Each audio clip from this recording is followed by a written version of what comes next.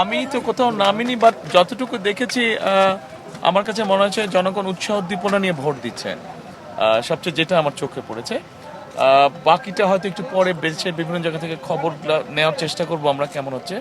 তবে যতটুকু আমি ঢাকা শহরে একটু ঘুরেছি, জনগণের মধ্যে উৎসাহ উদ্দীপনা আছে, এবং আমরা সবসময় যেটা বলি, জনগণ যদি বেরিয়ে আসে যে কোনো ষড়যন্ত্রকে থামানো যাবে। আমরা কিছু সংখ্যা দেখেছিলাম, আমরা দেখেছি আপনারা এই বিভিন্ন গণমাধ্যম আপনারাই প্রচার করেছেন, এবং আজকেও সকাল থেকে আমরা দেখছি বিভিন্ন গণমাধ্যমে কিছু কিছু আসছে, কিছু অনাকাঙ্ক্ষিত ঘটনা। সেটাই আমি বলছি, এইসব অনাকাঙ্ক্ষিত ঘটনা জনগণই রুখে দিতে পারে।